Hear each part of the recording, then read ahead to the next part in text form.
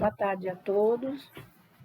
É com grande prazer que nós estamos diante de mais um estudo da reunião online de sexta-feira para estudarmos o livro Boa Nova.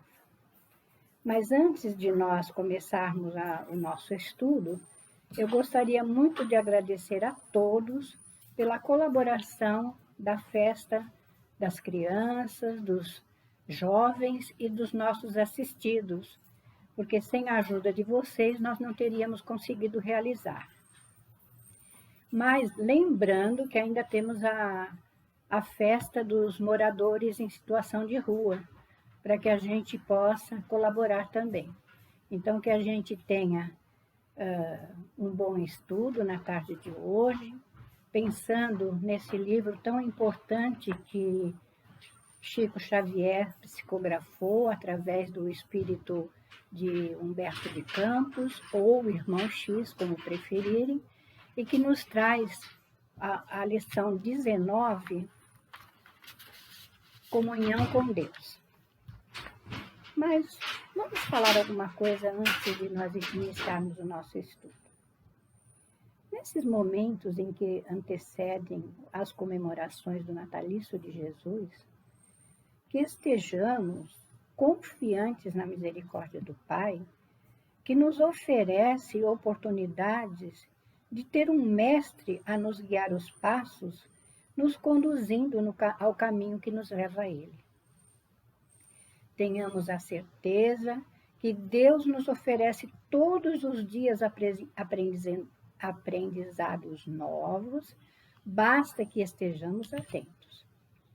Porque no princípio foi necessário, através de Moisés, trazer um pai que era rigoroso e que era, eles diziam cruel, mas a gente sabe que Deus não é cruel. Deus é nosso Pai Criador e nos ama de tal forma que Ele nos dá a oportunidade de, através do aprendizado, a gente fazer as nossas escolhas. Nós é que temos que observar as suas leis e praticar, sim, o amor ao próximo, amar a Ele sobre todas as coisas, né? E amar ao próximo como a nós mesmos. E depois, então, da figura de Moisés, Jesus vem trazer o quê? Um pai amoroso, misericordioso. Ele é justo, sim, mas nós somos filhos rebeldes, ingratos, indisciplinados, mas Ele sempre está oferecendo oportunidades novas. Basta que estejamos atentos e cumpramos com os mandamentos que regem a nossa vida, né? Aí, a gente sabe também que quando João, né, que estava conversando com Jesus, que é o apóstolo, né? Ele está fazendo uma interrogação a Jesus. Mas vamos começar a ler alguma coisa e vamos explanando assim, aos poucos, tá? Então, a lição é comunhão com Deus. As elucidações do mestre relativamente à oração sempre encontravam nos discípulos certa perplexidade, quase que invariavelmente em virtude das ideias novas que continham acerca da concepção de Deus como Pai carinhoso e amigo. Aquela necessidade de comunhão com o seu amor, que Jesus não se cansava de salientar, lhes aparecia como problema obscuro, que o homem do mundo não conseguiria realizar. A esse tempo, os essênios constituíam um agrupamento de estudiosos das ciências da alma, caracterizando as suas atividades de modo diferente, porque, sem públicas manifestações de seus princípios, desejoso de satisfazer a curiosidade própria, João procurou conhecer-lhes de perto os pontos de vista em matéria das relações da comunidade com Deus. E certo dia procurou o Senhor de modo a ouvi-lo mais amplamente sobre as dúvidas que lhe atormentavam o coração. A gente sabe que naquele tempo existiam os essênios, a gente sabe até que Jesus participou dessa irmandade, né? Que tinham os princípios de um Deus amoroso, de um Pai justo, né? Mas só que eles eram assim muito discretos, porque havia a perseguição dos cristãos naquela época, né? Então eles tinham que ser bem, vamos dizer, cautelosos. E eles não saíam por aí propagando, não. A gente sabe que naquela época foi necessário tudo isso. Se a gente for pensar, hoje em dia, tem muita gente que não compreendem o que Deus está querendo nos pontuar. Nem todos conhecem a doutrina espírita como nós estamos conhecendo e sabem das várias reencarnações, dos mundos habitados, porque na época bem antiga acreditavam-se que nós éramos os únicos habitantes na Terra. E aí a gente sabe que não, há vários mundos, há vários sóis, há várias moradas na casa do Pai, como diz o Evangelho, né? E aí a gente percebe que ainda hoje há muita coisa que se contradiz e os homens às vezes não a compreendem. Então, essa comunhão com Deus que a gente fala, eu entendo assim, né? Que nós devemos nos recolher no nosso quarto, acalmar o nosso coração, procurar elevar o nosso pensamento até Ele, louvá-lo, agradecê-lo, mas como eternos pedintes que somos, ainda pedimos muito. Mas que a gente possa pedir a Deus, sim, a coragem para nos mudarmos, a coragem para vencermos as nossas mazelas, as nossas imperfeições, os nossos erros que trazemos ainda no passado, ainda bem presente, para que a gente possa verdadeiramente fazer a vossa vontade, que é o Pai. Então, João era um discípulo que acompanhava Jesus naquela época e ele não entendia. Quando ele buscou a companhia dos essênios, ele disse que ele ainda ficou mais confuso. Mas naquela época era assim. Agora nós já temos bastante recursos para que a gente possa compreender e fazer aquilo que nos é necessário, né?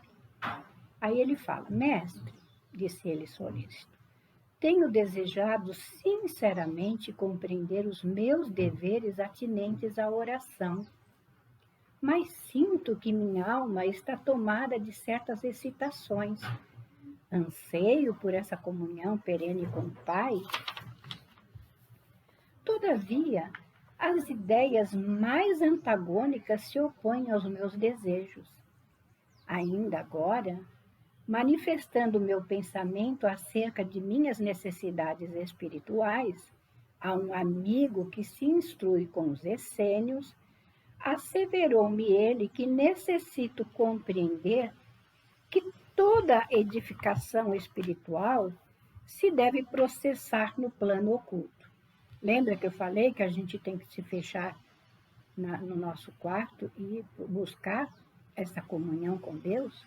Então, não adianta também eu ficar por aí desesperado e, dessa forma, realmente eu não vou conseguir me unir a Ele. Aí ele fala, como poderia entender isso?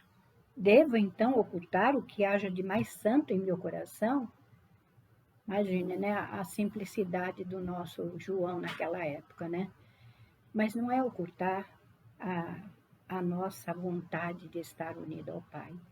E Jesus ainda fala que a gente traz dentro da gente esse Deus. Sim, Jesus nos ensinou até que nós poderíamos fazer o que ele fazia e muito mais se nós tivermos fé, se nós tivermos confiança, se nós realmente acreditarmos nisso. Porque é necessário que a gente tenha essa crença, sabendo que ele ouve os nossos pedidos, que ele ouve as nossas rogativas, né?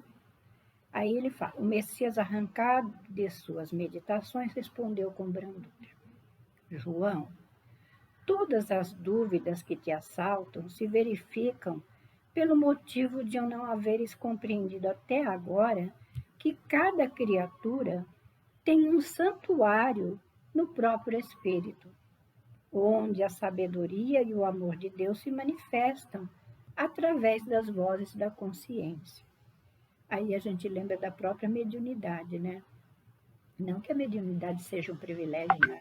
Na realidade, a mediunidade é um compromisso que nós assumimos na espiritualidade para vir e consertar aquilo que nós fizemos de errado no passado, né? Mas é interessante que ele fala que é a voz da as vozes da consciência. E se nós for pensarmos bem, se nós pensarmos bem, nós veremos que muitas vezes a gente tem certas intuições e às vezes a gente não acredita e não segue aquele conselho que o Espírito está querendo nos dar, né? Aí a gente acaba se prejudicando de alguma forma, porque a gente deixou de escutar o nosso amigo espiritual, né? Então é aqui que a gente tem que pensar, nessa consciência elevada ao padrão mais sublime, para que a gente possa perceber, sim, o desejo do Pai para com todos nós. Aí a gente vai pensar, Jesus nos deu essa demonstração de união com o Pai o tempo todo em que Ele esteve na Terra conosco. Ele se recolhia no horto ou num canto e Ele procurava, através da oração e da meditação, fazer essa comunicação com Deus. E é isso que nós temos que fazer, né? Aí vamos lá.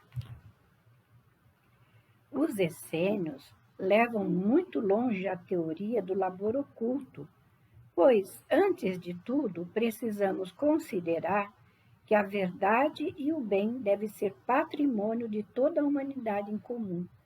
Então, na realidade, eles eram assim muito discretos, né?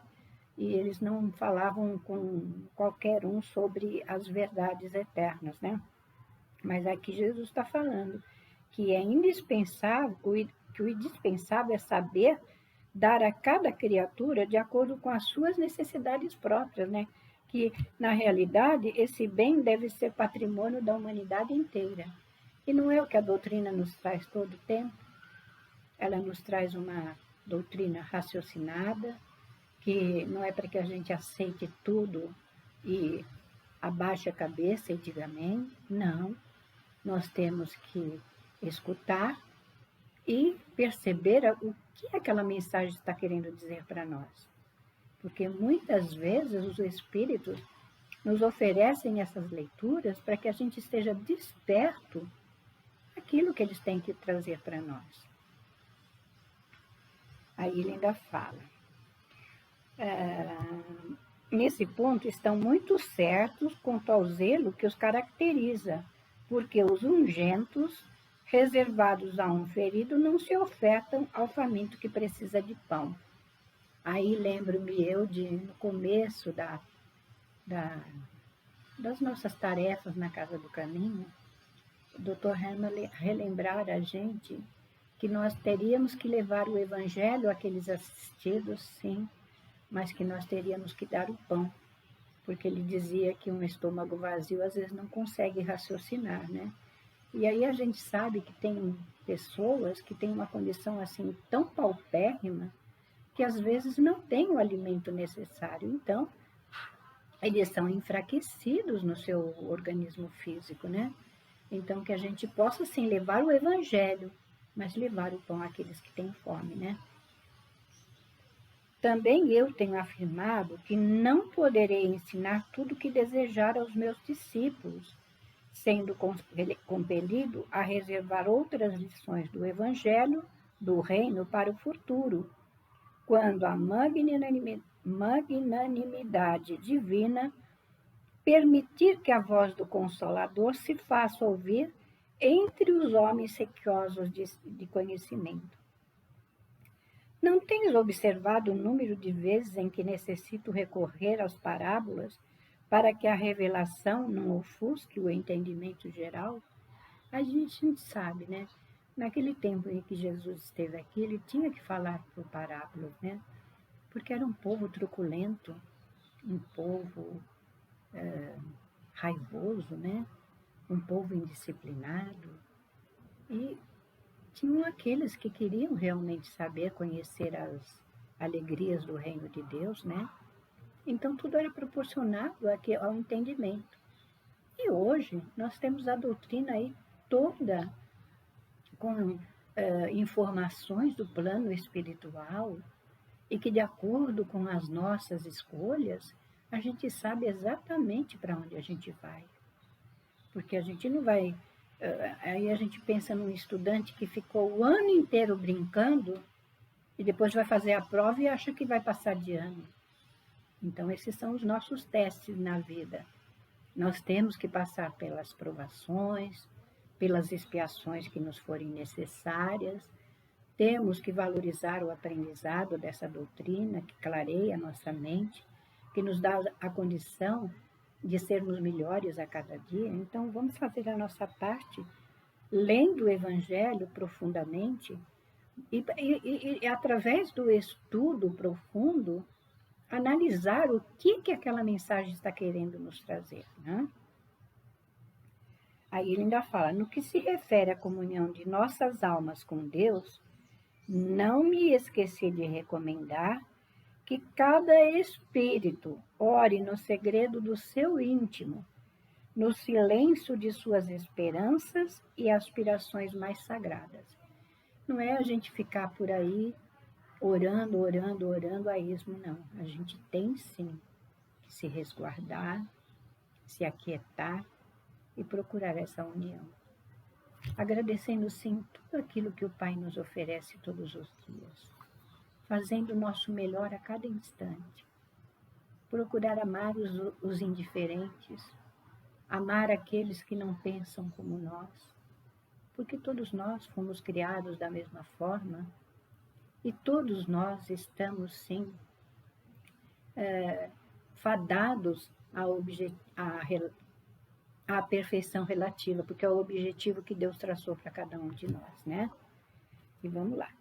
E que cada criatura deve estabelecer o seu próprio caminho para mais alto, erguendo em si mesma o santuário divino da fé e da confiança, onde interprete sempre a vontade de Deus com respeito ao seu destino. A comunhão da criatura com o Criador é, portanto, um imperativo da existência, e a prece é o luminoso caminho entre o coração humano e o Pai de infinita bondade. Então, a oração é essa comunicação que nós vamos ter com o Pai. Lembra que eu falei de louvar, pedir e agradecer? Em todas as tarefas que nós realizarmos, em primeiro lugar, a gente tem que pedir o auxílio para que ela seja feita. E quando nós terminarmos, agradecermos por termos conseguido concluí-la, né? Aí o apóstolo escutou as observações do mestre, parecendo meditar austeramente. Entretanto, obtemperou. Mas a oração deve ser louvor ou súplica? Ao que Jesus respondeu com bondade. Por prece, devemos interpretar todo o ato de relação entre o homem e Deus. Devido a isso mesmo, como expressão de agradecimento ou de rogativa. A oração é sempre um esforço da criatura em face da providência divina. Os que apenas suplicam podem ser ignorantes.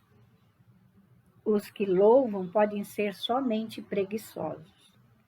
Todo aquele, porém, que trabalha pelo bem com as suas mãos e com o seu pensamento, esse é o filho que aprendeu a orar na exaltação ou na rogativa, porque em todas as circunstâncias será fiel a Deus, consciente de que a vontade do Pai é mais justa e sábia do que a sua própria. E ainda João interroga, né? E como ser leal a Deus na oração? Evidenciando as suas dificuldades intelectuais. A prece já não representa em si mesma um sinal de confiança? Jesus contemplou com a sua serenidade imperturbável e retrucou: será que também tu não o entendes? Não obstante a confiança expressa na oração e a fé tributada à providência superior, é preciso colocar acima delas a certeza de que os desígnios celestiais são mais sábios e misericordiosos do que o capricho próprio. É necessário que cada um se una ao Pai, comungando com a sua vontade, generosa e justa, ainda que seja contrariado em determinadas ocasiões. Então, lembra que eu falei que a gente tem que sempre pedir a vontade de Deus seja feita? Mas quantas vezes, se nós estamos diante de um problema e nós queremos barganhar com Deus, né? A gente pensa assim, bem que poderia acontecer determinada situação. Mas não é assim, não. A gente tem que pedir com devoção, sim, que seja feita a vontade do Pai, porque Ele sabe daquilo que nós necessitamos. Ele sabe daquilo que nós precisamos para evoluir. Então, façamos a nossa parte com responsabilidade, com determinação no bem. Coloquemos as nossas mãos no trabalho da caridade. Não a caridade que dá esmola, não. A caridade de ouvir aquele que está com problema, procurando mostrar para ele as soluções, que talvez ele está tão tumultuado na sua dor que ele não consegue resolver a situação. E é isso que nós temos que fazer o tempo todo, né? Ajudar os nossos irmãos de caminhada. Porque todos nós somos necessitados. Todos nós estamos em aprendizados. Ninguém é melhor nem maior. Todos estamos na mesma situação, de rever o nosso passado e escrever a nossa história de uma forma diferente. E ele ainda fala: em suma, é imprescindível que sejamos de Deus. Aí tem uma lição no Fonte Viva que diz exatamente que assim como nós acreditamos no Cristo, tem muitos que acreditam ao contrário, nas forças do mal, mas aqui nós não estamos para julgar nem criticar ninguém, não. Nós estamos para compreender que nós temos que fazer o melhor. Nós é que estamos dentro da doutrina, seremos muito cobrados por aquilo que nós estamos recebendo. Então vamos valorizar e vamos aproveitar. Quanto às lições dessa fidelidade, observemos a própria natureza em suas manifestações mais simples. Dentro dela agem as leis de Deus e devemos reconhecer que todas essas leis correspondem à sua amorosa sabedoria, constituindo-se suas servas fiéis no trabalho universal. Aí Jesus fala: já ouviste falar alguma vez que o sol se afastou do céu, cansado da paisagem escura da terra, alegando a necessidade de repousar? Olha que se acontecesse isso, aí a gente vê que quando começa aí a se preparar uma tempestade, começa a escurecer, aí a gente vê como é necessário o sol para todos nós, né? Porque ele é fonte de vida, mas ele é fonte de luz também. Então, a gente tem que observar como o sol trabalha para Deus e fazer igual, sendo obediente e sendo leal ao Pai.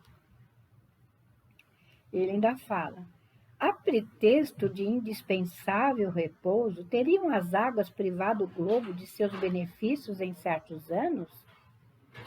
Por desagradável que seja em suas características, a tempestade jamais deixou de limpar as atmosferas. Apesar das lamentações dos que não suportam a umidade, a chuva não deixa de fecundar a terra. João, é preciso aprender com as leis da natureza a fidelidade a Deus. É tão simples, né? Mas a gente gosta de complicar as coisas, né? Aí ele ainda fala: quem as acompanha no mundo, planta e colhe com abundância.